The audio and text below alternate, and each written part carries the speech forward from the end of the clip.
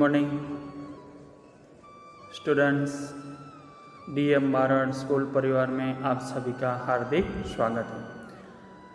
आज हम 9वीं कक्षा में हिंदी विषय में जो दूसरा चैप्टर है गद्य न्याय मंत्री, जो कहानी है सुदर्शन जी द्वारा रचित, इस रोचक कहानी को आज हम पढ़ेंगे। सबसे पहले आइए हम जो कहानीकार है सुदर्शन जी, इसके बारे में कुछ जानेंगे, जिनका जन्म सन 1896 में हुआ था और निधन सन 1968 में। सुदर्शन जी का मूल वास्तविक नाम बद्रीनाथ शर्मा था। आपका जन्म 1896 ईस्वी सन पंजाब राज्य के सियालकोट नामक स्थान में हुआ था। बचपन से ही आपने कहानियाँ लिखना प्रारंभ किया था। पुष्पलता, सुप्रभात, परिवर्तन, पनघट, नगीना आदि आपके सुप्रसिद्ध कहानी संग्रह हैं। आपका एकमात्र उपन्यास है भागवंती। सुदर्शन जी का एकमात्र उपन्यास कौन सा? भागवंती। इस कहानी में सम्राट अशोक सर्वश्रेष्ठ न्याय मंत्री की खोज में था। शिशुपाल से मुलाकात होने पर उसकी योग्यता देखकर उसे न्याय मंत्री बनाया। न्याय न राजा देखता है न रंग। न्याय कैसा होना चाहिए? न राजा देखता है या न रंग। राजा यानी कि सर्वसत्ताधीश, रंग यानी कि सामान्य आम आदमी, सामान्य लोग। न्याय के आगे कौन व्यक्ति है, लोग कैसे हैं, वो देखना नहीं चाहिए। न्याय तटस्थ होना चाहिए।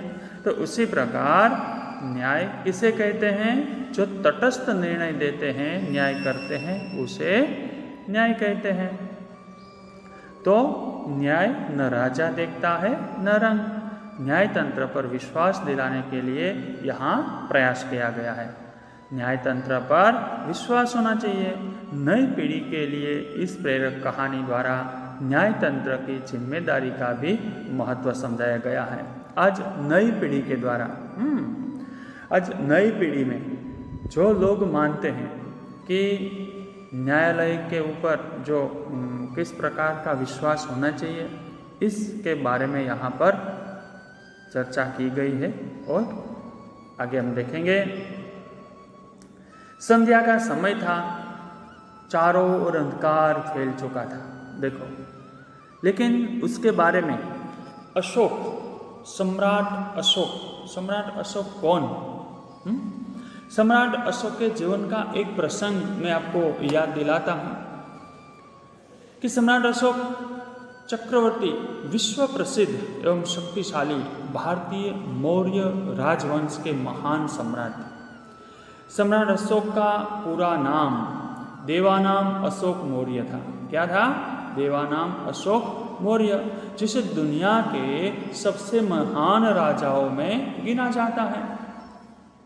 अशोक का नाम दुनिया के जो सबसे महान राजाओं थे उनमें से इसका नाम आता है। एक योद्धा जो कलिंग में खून देखकर बदल जाता है। देखो, एक योद्धा यानी कि सम्राट अशोक, कलिंग जो राज्य था उसमें खून देखा और उसका हृदय परिवर्तन हो जाता है। शांति की बात करने लगा और जगह जगह स्तंभ गड़वा दिए, जिन पर लिखा था कि प्रजा कैसे खुश होते हैं, प्रजा की खुशी किस में रहे। प्रजा की खुशी के लिए एक दिन न्याय मंत्री की खोज में निकल पड़ते हैं। कौन? अशोक। कि मुझे राज्य में एक ऐसा न्याय मंत्री चाहिए कि जो न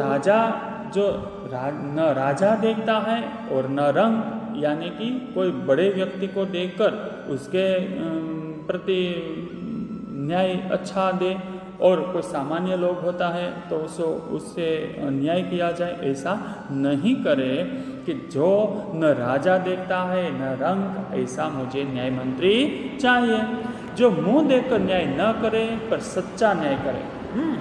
तो ऐसा न्याय मंत्री की खोज में राजा अशोक अपना रूप बदलकर, यानी कि अपना वेश बदलकर, अपना परिधान बदलकर एक दिन रात को नगर में निकलते हैं। देखो, वेश परिवेश परिवर्तन करके रात में नगर में निकलते हैं ये सम्राट अशोक और एक ब्राह्मण जिसका नाम था शिशुपाल, उनके घर पर पहुंच जाते हैं।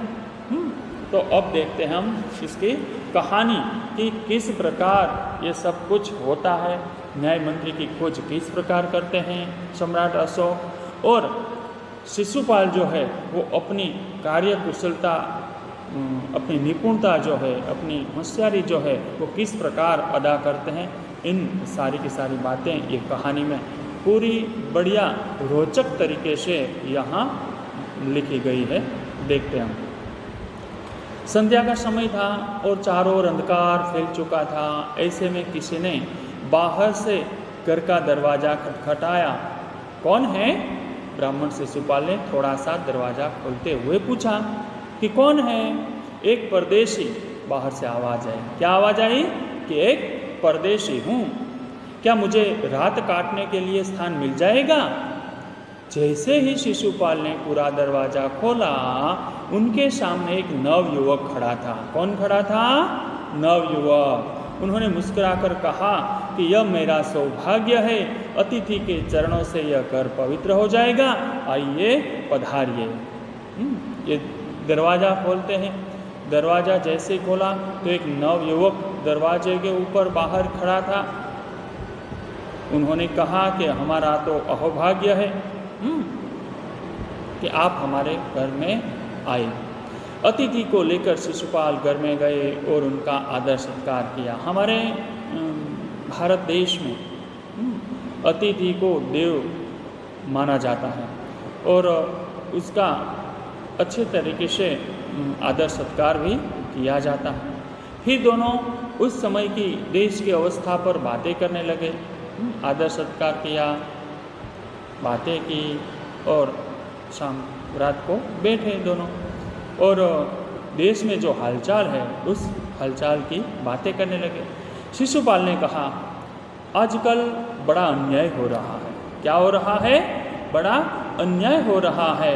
परंतु परदेशी इस बात से सहमत न था। वह बोला, दोष निकालना तो सुगम है, परंतु कुछ करके दिखाना कठिन है। दोष निकालना तो सुगम है, लेकिन कुछ करके दिखाना कठिन है, ऐसा कहा। शिशुपाल बोले, अवसर मिले तो दिखा दूं कि न्याय किसे कहते हैं। शिशुपाल ने क्या कहा कि अगर अवसर मिले तो दिखा दूं कि न्याय किसे कहते हैं। अतिथि जो है, अतिथि यानी कि शब्द समूह के लिए एक एक शब्द में जिसके आने की तिथि तय न हो उसे अतिथि कहा जाता है। तो ये शब्द समूह के लिए एक एक शब्द में भी पूछा जाता है। और देखो, अवसर यानी कि मौका, न्याय का विरोधी है अन्याय, और सौभाग्य यानी कि उसका विरोधी है दुर्भाग्य। हमारा सौभाग्य तो उसका विरोधी है दुर्भाग्य। तो उस प्रकार कठिन का सरल विरोधी शब्द है। तो उस प्रकार शिशुपाल कहते हैं कि अगर अवसर मिले तो दिखा दूं कि न्याय किसे कहते हैं। यदि मुझे मौका मिले तो मैं बता सकता हूं कि न्याय किसे कहा जाता है। आगे क्या लिखते हैं देखो। तो आप अवसर चाहते हैं? हाँ, अवसर चाहता हूँ। फिर कोई अन्याय नहीं होगा? बिल्कुल नहीं। कोई अपराधी दंड से न बचेगा? नहीं। परदेशी ने मुस्कुराकर कहा, यह बहुत कठिन काम है। हाँ, ये सब बोलना आसान है, लेकिन उसकी जो अमलवारी ये काम करना बहुत कठिन है। परदेशी मुस्कुराकर कहा, यह बहुत कठिन काम है। ब्राह्मण के लिए कुछ भी कठिन नहीं है। देखो, वो कहते हैं कि हम तो ब्राह्मण हैं, तो ब्राह्मणों के लिए कुछ कठिन कार्य नहीं होता है। इस प्रकार वह कहते हैं, मैं न्याय का डंका बजाकर दिखा दूंगा। ब्राह्मण के लिए कुछ भी कठिन नहीं है और मैं न्याय का डंका बजाकर दिखा दूंगा, यानी कि मैं सुप्रसिद्ध हो जाऊंगा कि न्याय इस प्रकार होता है। डंका बजाना यानी कि सुप्रसिद्ध होना। परदेसी धीरे धीरे मुस्कुराए पर कुछ न बोले, फिर कुछ देर बाद वे सो गए। इस प्रकार देर रात तक ऐसे वहाँ की परिस्थिति, वहाँ की अवस्था व्यवस्था, राज्य की ये सब बातें की और फिर देर रात में सो गए। सुबह उठकर परदेशी ने शिशुपाल को धन्यवाद देकर उनसे विदा ली। धन्यवाद दिया और विदा ली, यानी कि वहाँ से निकले। कुछ दिनों बाद शिशुपाल के घर कुछ सिपाही आए और उन्हें दरबार में चलने के लिए कहा। कौन आए? शिशुपाल के घर कुछ सिपाही आए। देखो ऐसे सिपाही आए। ये देखो शिशुपाल एक ब्राह्मण, सिपाही आए और उन्हें दरबार में चलने के लिए कहा। शिशुपाल सहम गए। शिशुपाल क्या हो गए? सहम गए, आश्चर्यचकित हो गए। वे समझ नहीं सके कि सम्राट ने उन्हें क्यों बुलाया है। उसे तो तर्क वितर्क होने लगे मन में कि वाकई मुझे क्यों बुलाया है। कहीं उस परदेसी ने तो सम्राट से झूठी सच्ची शिकायत नहीं कर दी होगी। रात को जो परदेसी आया था तो उस परदेसी ने राजा अशोक को कुछ ऐसी वैसी झूठी सच्ची बातें कहकर मेरे खिलाफ भड़काए तो नहीं है। कहीं उस परदेसी ने तो सम्राट से झूठी सच्ची शिकायत नहीं कर दी होगी। दरबार में पहुंचकर शिशुपाल का कलेजा धड़कने लगा। कलेजा धड़कने लगा और उन्होंने देखा कि परदेसी ही सम्राट है। क्या हो गया? देखा तो परदेसी ही सम्राट। ये जो सम्राट रात को जो परदेसी शिशुपाल के घर आया था वही अशोक थे, सम्राट अशोक। वहाँ का राजा स्वयं खुद थे। तो आश्चर्यचकित हो गया शिशुपाल को। सम्राट बोले, ब्राह्मण देवता, मैं आपको न्याय का अवसर देना चाहता हूँ, आप तैयार हैं? देखो उस रात्रि को शिशुपाल के साथ जो परदेसी व्यक्ति आया था, उस परदेसी व्यक्ति ने बात बताई थी कि अगर आपको अवसर मिले तो आप ये सब कर सकते हैं। तब शिशुपाल ने कहा था, मैं ब्राह्मण हूँ, मैं कर सकता हूँ। जी हाँ। यहाँ सम्राट अशोक ने ये बात बताई कि आपको अगर न्याय का अवसर देना चाहता हूँ तो आप कर सकेंगे। पहले तो शिशुपाल घबरा गए, आश्चर्य में पड़ गए, घबरा गए, डर गए। फिर बोले, यदि सम्राट की यही इच्छा है तो मैं तैयार हूँ। क्या है? अगर सम्राट की इच्छा है तो मैं तैयार हूँ। बहुत ठीक कल से आप न्याय मंत्री हुए। सम्राट ने कहा और अपने हाथ से अंगूठी उतारकर शिशुपाल को पहना दी। यह सम्राट अशोक की राज मुद्रा थी, राज्य की मुद्रा। सम्राट अशोक ने अपने हाथ से अंगूठी निकालकर अपने पास जो अंगूठी थी वो अंगूठी शिशुपाल को पहना दी। यह सम्राट अशोक की राज मुद्रा थी। क्या था? राज मुद्रा। अब शिशुपाल न्याय मंत्री थे। उन्होंने राज्य की समुचित व्यवस्था करना आरंभ कर दिया। सुप्रबंध, समुचित, पूरा का पूरा, अच्छी व्यवस्था। उनके सुप्रबंध से राज्य में पूरी तरह शांति रहने लगी। क्या रहने लगा? शांति रहने लगी। किसी को किसी प्रकार का भय नहीं था। लोग दरवाजे तक खुले छोड़ जाते थे। चारों तरफ न्याय मंत्री के सुप्रबंध और न्याय की धूम मच गई थी। चारों ओर लोग दरवाजे तक खुला छोड़कर चले जाते थे। हाँ, सुप्रबंध हो गया, अच्छी व्यवस्था कर दी शिशुपाल ने, यानी कि न्याय मंत्री ने। किसी को किसी प्रकार का भय नहीं रहा। सब निर्भय हो गए। भय निर्भय, विरोधार्थी शब्द जो है। लोग दरवाजे तक खुले छोड़ जाते थे, चारों तरफ न्याय मंत्री के सुप्रबंध का विरोधी कुप्रबंध और न्याय की धूम मच गई, धूम मच जाना, चारों ओर उसकी वाहवाही होने लगी। देखो, इस प्रकार का सुप्रबंध, समुचित व्यवस्थापन हो गया। लगभग 1 महीने बाद किसी ने रात में एक पहरेदार की हत्या कर दी। क्या हो गया? 1 महीने के बाद कोई अनजान व्यक्ति ने रात में पहरेदार की हत्या कर दी।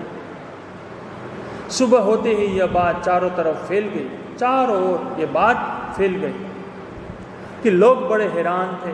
शिशुपाल की तो नींद ही उड़ गई, शिशुपाल की नींद उड़ गई। शिशुपाल बहुत बेचैन हो गए।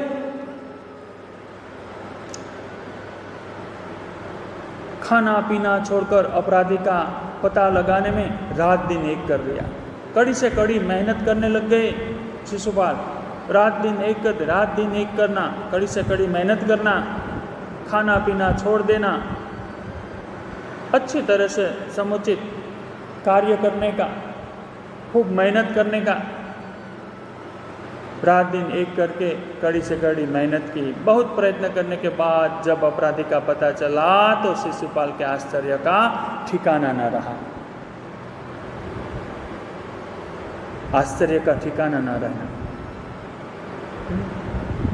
बहुत आश्चर्यचकित होना, अचंभ में पड़ जाना। बहुत प्रयत्न किया। जब अपराधी का पता चला तो शिशुपाल के आश्चर्य का ठिकाना न रहा। स्वयं सम्राट ने उस पहरेदार की हत्या की थी। हत्या किसने की थी? स्वयं सम्राट अशोक ने। सम्राट को अपराधी घोषित करना बहुत ही कठिन काम था, ये कोई सामान्य काम नहीं था। क्यों? कि खुद राजा के ऊपर आक्षेप करना और राजा को कहना कि आपने पहरेदार की हत्या की है, ये कोई सामान्य काम नहीं था, बहुत कठिन काम था। शिशुपाल करे भी तो क्या करे। गुजरातीમાં કહેવત છે ને કે સિંહને કહેવાય કે તારું મોઢું ગંધાય છે, કોણ કહી શકે? उसी प्रकार ये राजा जो है, राजा को किस प्रकार उसके ऊपर आक्षेप करना कि शिशुपाल की हत्या आपने वो पहरेदार की हत्या आपने की है। शिशुपाल करे भी तो क्या करे। एक और वे न्याय मंत्री थे और दूसरी ओर सम्राट के सेवक, सम्राट का सेवक भी था शिशुपाल। परंतु न्याय की दृष्टि में सम्राट और साधारण व्यक्ति में कोई अंतर नहीं होता है। वो शिशुपाल जानते थे अच्छी तरह से कि न्याय होता है। कोई बड़ा व्यक्ति या कोई गरीब छोटा व्यक्ति, उसमें भेद नहीं होना चाहिए न्याय के जरिए। अगले दिन शिशुपाल दरबार में पहुँचे। कहाँ पहुँचे?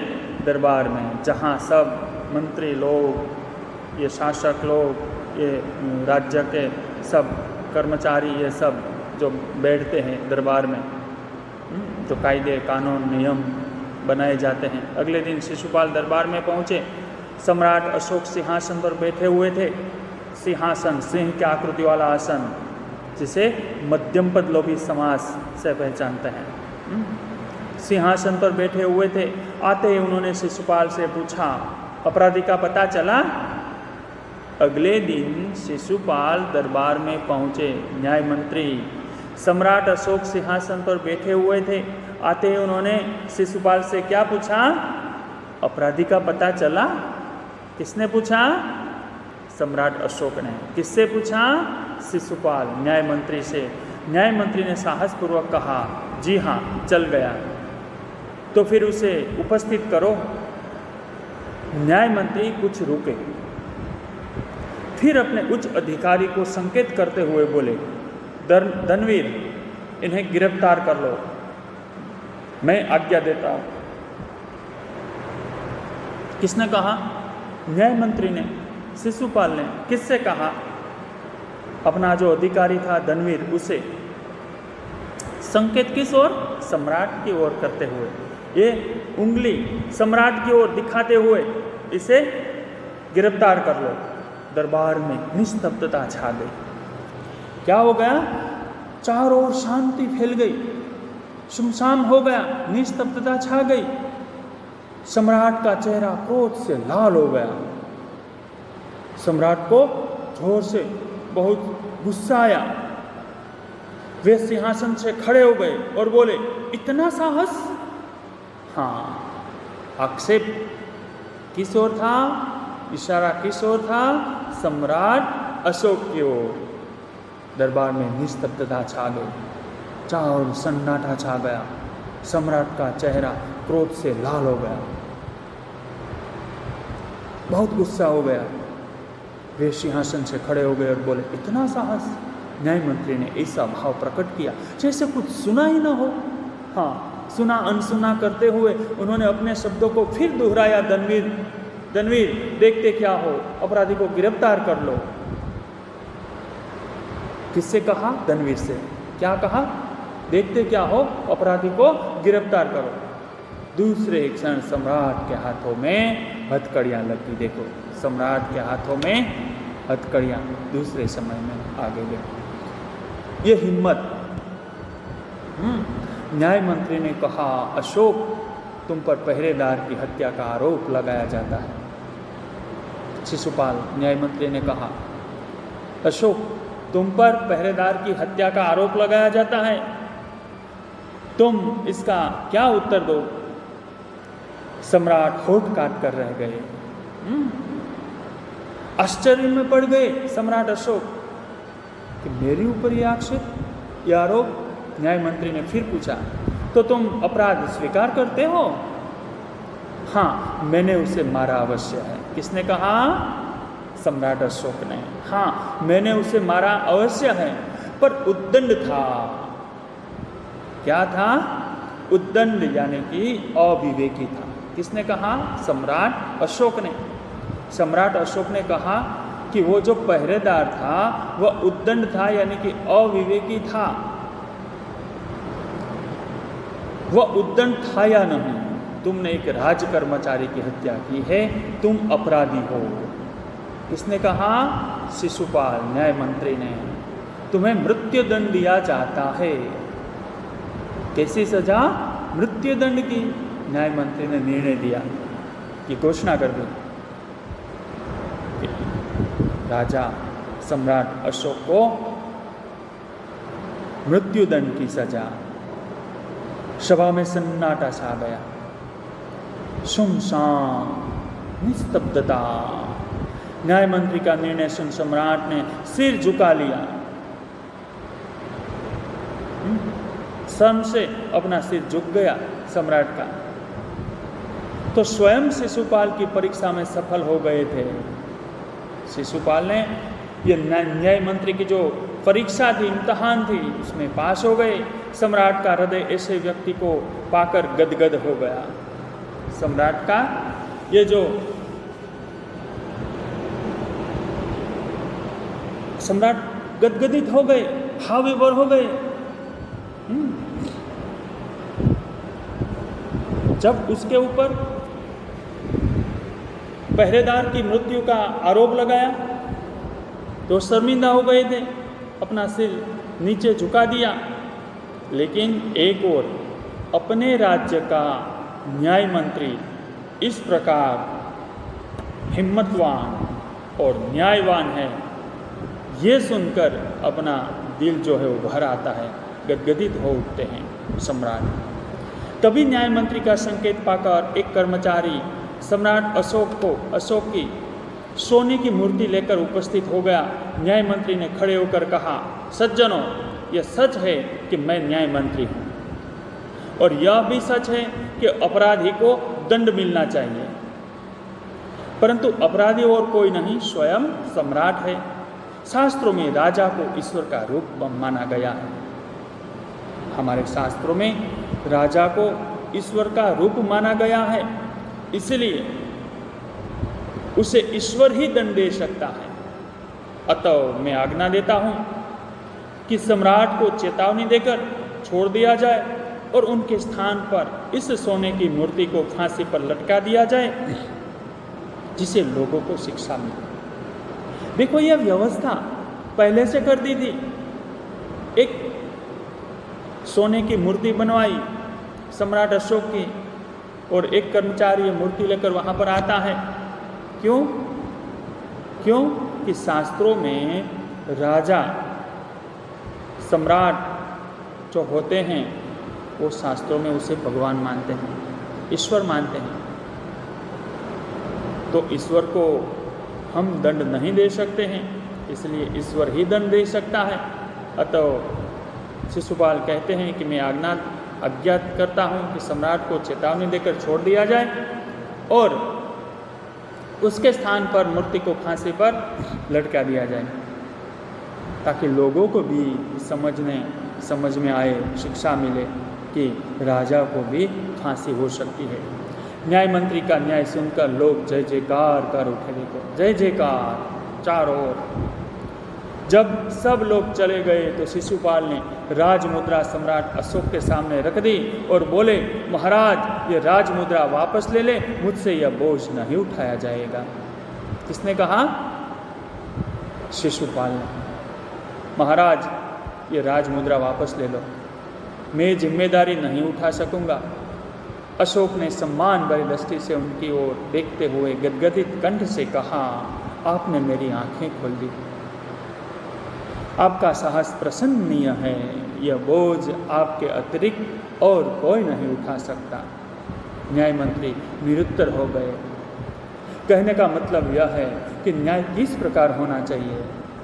तो न्याय निष्पक्ष होना चाहिए। न्याय न राजा देखता न रंग, अमीर और गरीब का भेद न्याय तंत्र में नहीं होना चाहिए। ये बात अच्छी तरह से बढ़िया रोचक ढंग से सुदर्शन जी ने हमारे समक्ष रखकर हमारी नई पीढ़ी को एक अच्छा संदेश दिया है।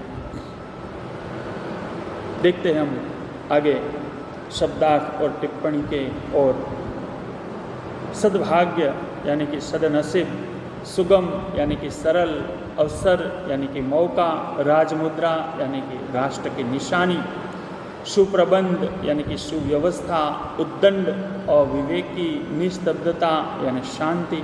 मुहावरे है देखो, सहम जाना यानी कि आश्चर्यचकित हो जाना, कलेजा धड़कना, चिंतित होना, धूम मच जाना, प्रसिद्ध हो जाना, रात दिन एक करना, कड़ी मेहनत करना, होठ काटना, आश्चर्य में पड़ना, सिर झुकाना, लज्जित होना, गदगद हो जाना, भाव विभोर हो जाना, आंखें खोल देना, सही परिस्थिति समझना।